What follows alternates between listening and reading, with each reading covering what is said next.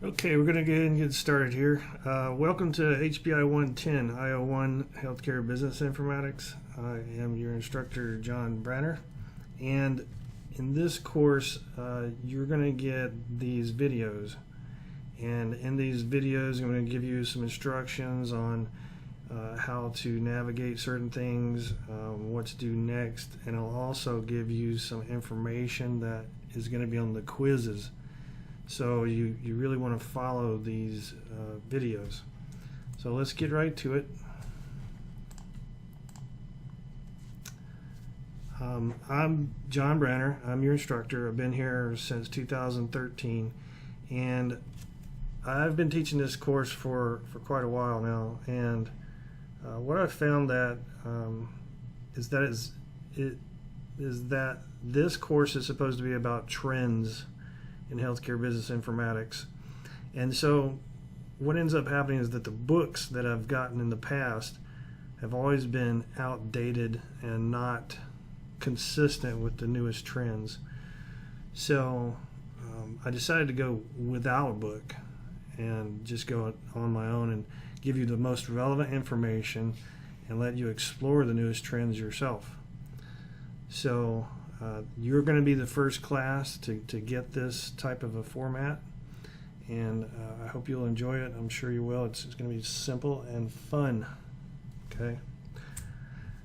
All right, so what we're going to do today is talk about healthcare business informatics, what it is.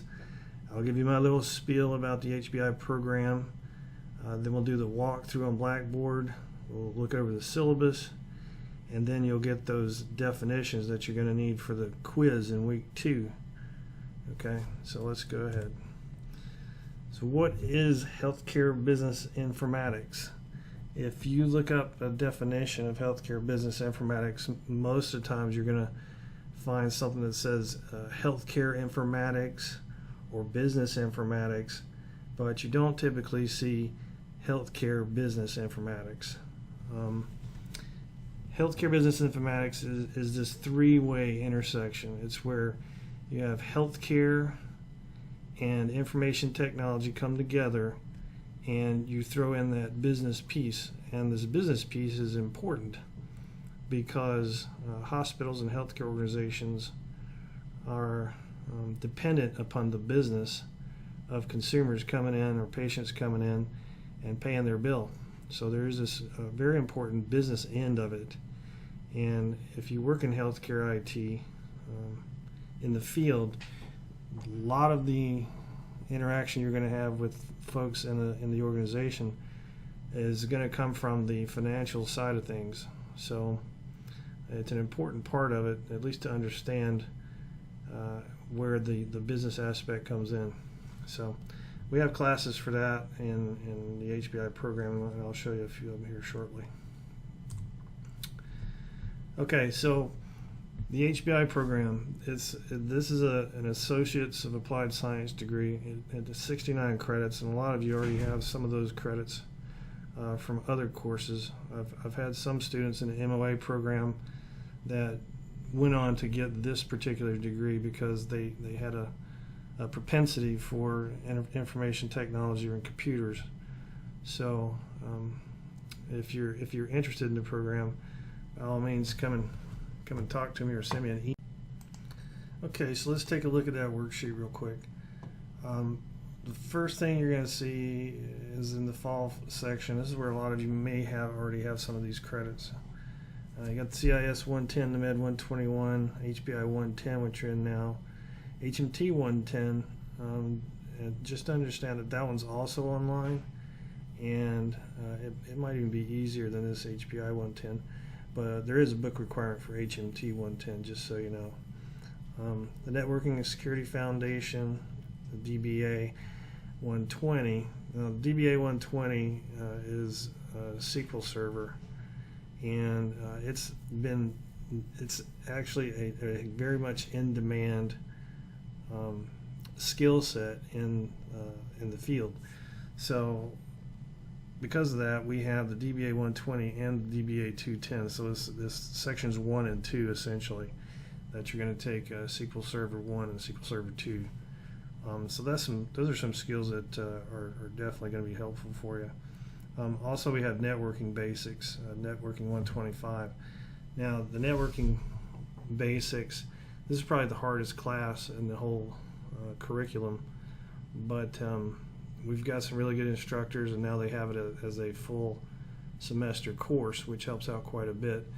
And in the electives, you can take these other networking. If you really like networking, you can take 126, 225, and 226. Each of these, if you get these 4 classes, this 125 and these other 3, then you'll be ready or prepared for the Cisco networking certification. And if you get that, then you have a skill set that is even more in demand in the field. And the thing about the networking certification is that it can go across fields and industries. So you wouldn't be limited to just healthcare settings. You could go to any kind of setting with that particular skill set. Some of the other ones, just basic skills, operating system concepts. You're going to have the OST 140 medical legal issues. That's an easy one. Then you have the HBI project and database management and utilization. So there's a little bit of everything, and you'll touch on several different parts of information technology, but you'll get that healthcare background to go with it. So if you get into database administration, you find that you like SQL Server, you can certainly take that path and focus on it. Or if you like networking, you can take that path and focus on it. So this kind of takes us back to the job prospects. Okay, so when it comes to the job prospects, I always get asked this question. I hate the question because it really is not an easy question to answer.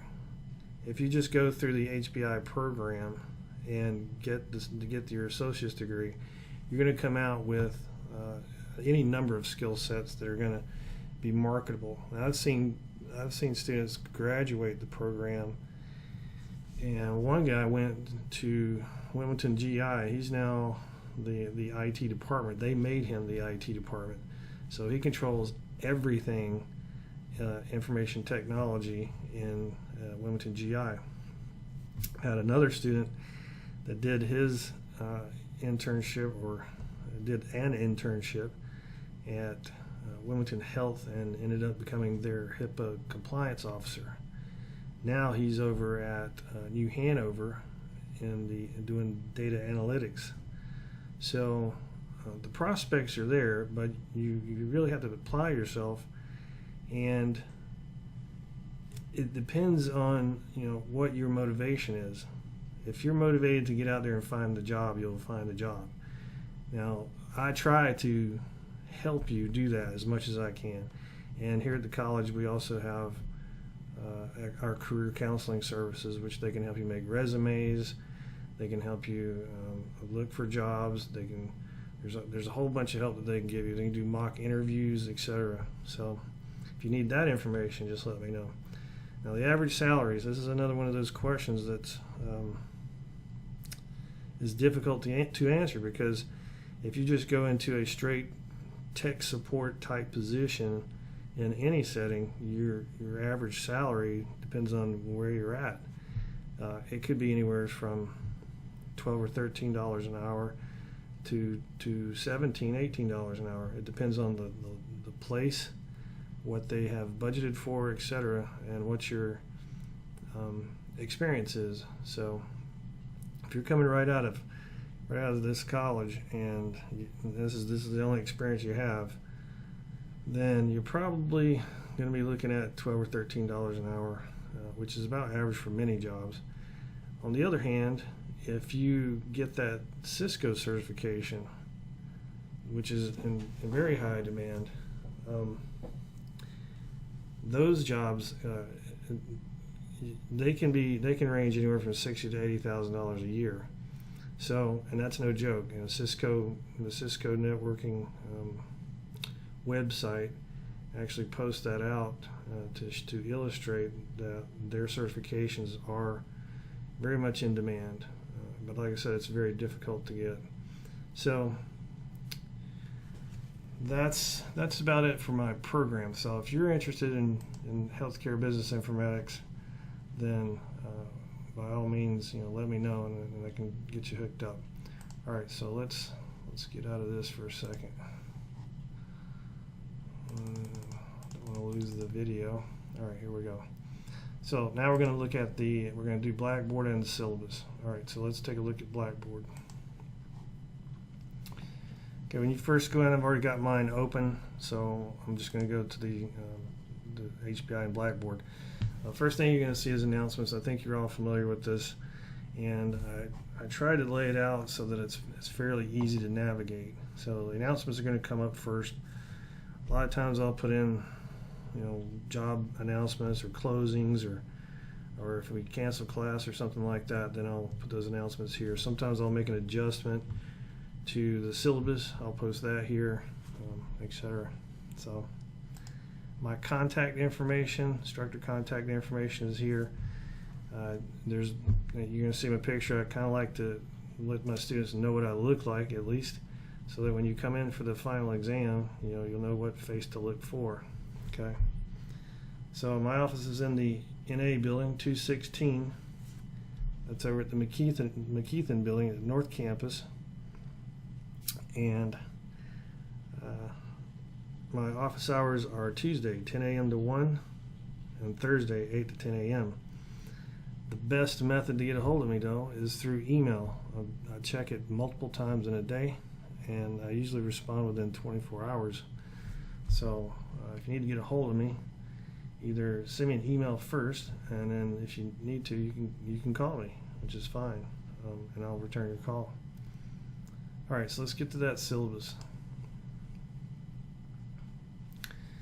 Okay, in the syllabus section at least, first we have the link for the syllabus, and I already have the syllabus open, so we'll go there in a moment. But I just wanted to show you the schedule, which is laid out kind of in pretty simple form for you. This is part of the syllabus. And in this first week, one of the things you have to do is this enrollment verification exercise. You're going to hear this from every instructor in every course, that we have to have that enrollment verification done. Watch the HBI video lesson 1, that's this one, what you're watching right now. Do the class assignment and then the discussion activity. Now for this first one, the due date is going to be the 29th, so that's a little ways off. But don't put this stuff off, because you really need to get it done.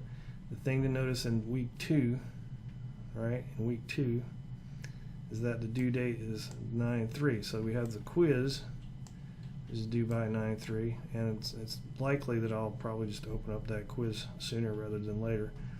But each week you're going to get this off to the side here. You're going to see this weekly activities. Once you click on weekly activities, it's going to come up for each week, and whichever one is open is the one that's going to show.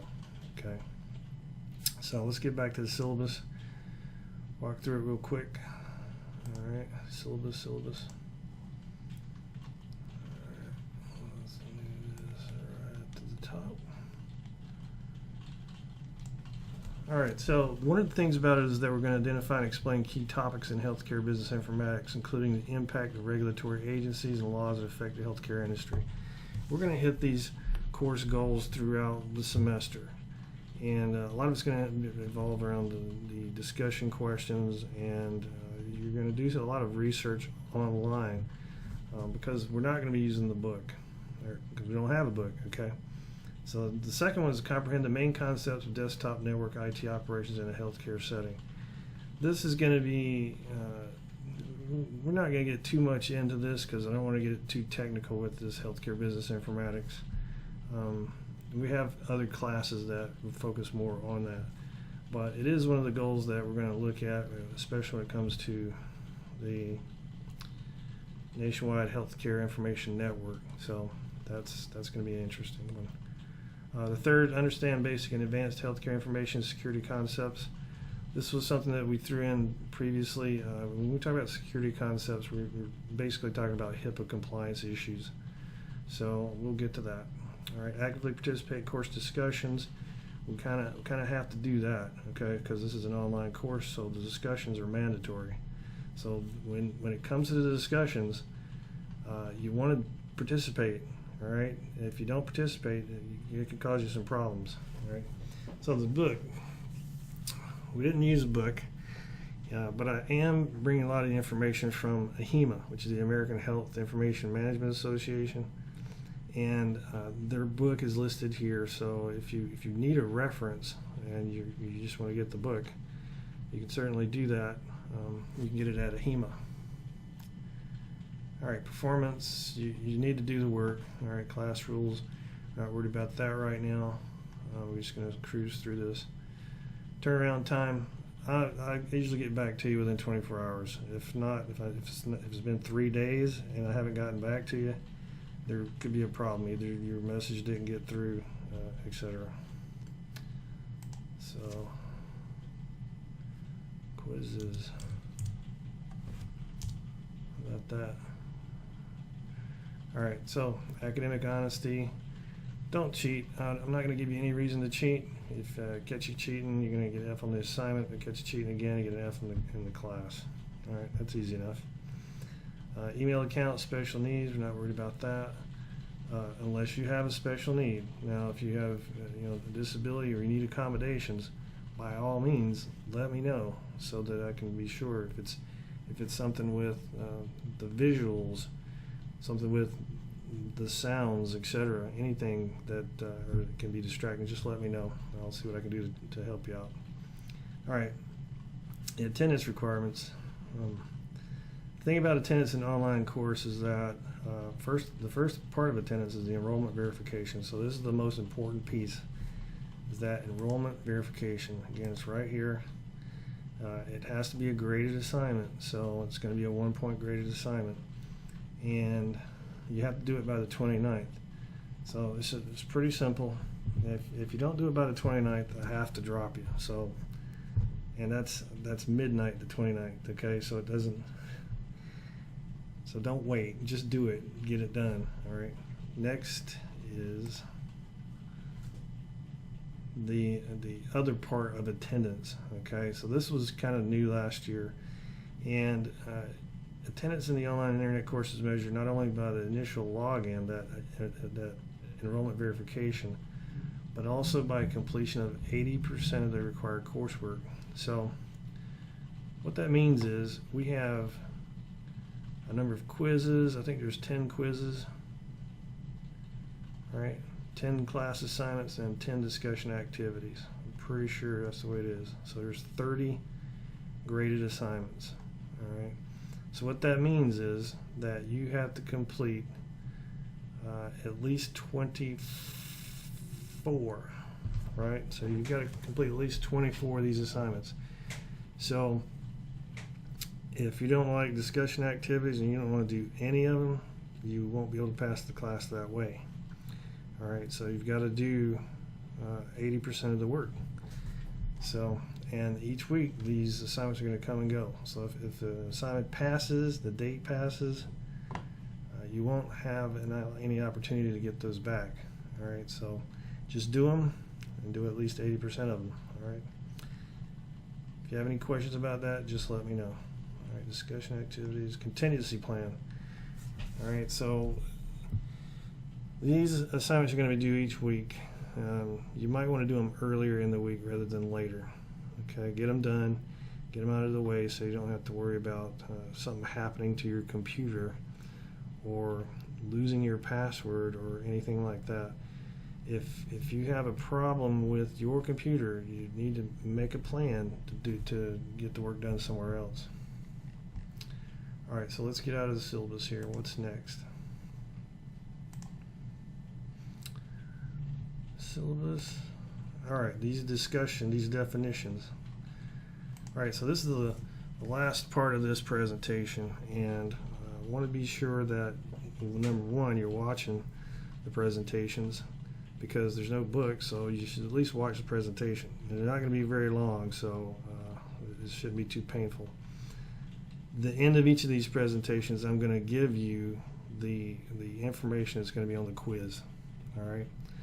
So for this first week, there's going to be a set of definitions. All right. So we're doing definitions in healthcare. You're going to have all kinds of acronyms and definitions and things you're going to need to know. So for this first week, the first question is going to be Health Information Technology, or HIT. And this is a broad concept that encompasses an array of technologies to store, share, and analyze health information. So HIT, understand what that is. Let's go to the next one. Health Information Exchange, which actually should be HI. Well, there's not a D on there anyway. I'll change that. Health Information Exchange is an electronic information network which allows healthcare providers to securely share information to coordinate and enhance medical care. The Health Information Exchange is a concept that's been around for some time. We actually have an organization in Wilmington that acts as a health information exchange, and they are like a central hub for information to cross paths. For example, if you go to one hospital and let's say you get in a wreck in Southport and they take you down to Novant Health, but the last place you went to was New Hanover. All right, so what they do is they make that connection between Novant Health and New Hanover, so that the doctors at Novant can look up your information at New Hanover and see what happened last time you were there. So that could be pretty critical, and it's a new thing. We'll get to the Health Information Exchange a little bit later. Electronic health record. Okay, so these definitions are going to be coming from CMS and healthcareIT.gov. So a lot of these are government definitions. Electronic health record, electronic version of the patient's medical history. It's maintained by the provider over time. May include all the key administrative clinical data relevant to that person's care. So the thing about an electronic health record is that it is more broad in scope. Okay, so we're going to see the difference here between an electronic health record and an electronic medical record. Okay, the electronic health record is more broad and is maintained by the provider over time, and it may include all the key administrative clinical data relevant to that person's care and a particular provider. Okay, so compare that to an electronic medical record.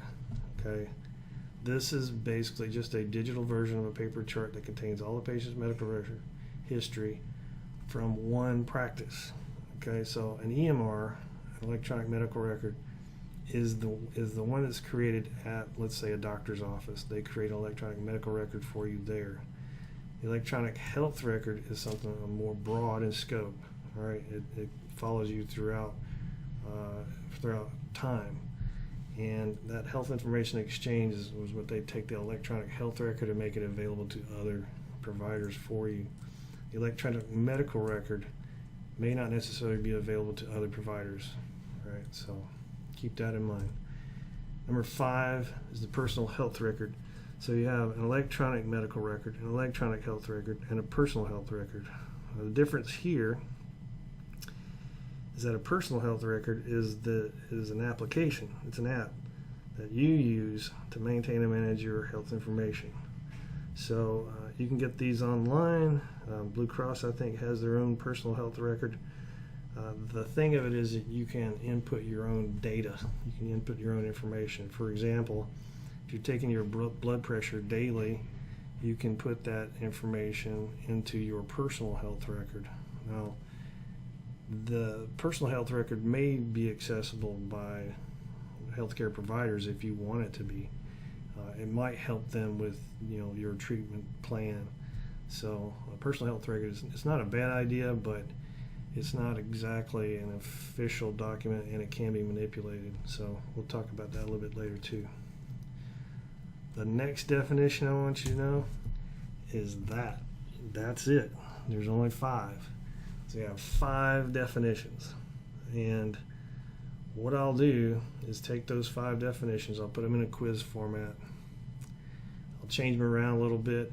I might just ask you the acronym, or I might give you an acronym, tell me what it means.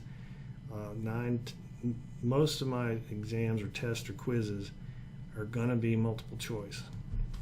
So there'll probably be multiple choice. There'll probably be 10 questions on it that I'll arrange, but they're going to be based on these 5 definitions.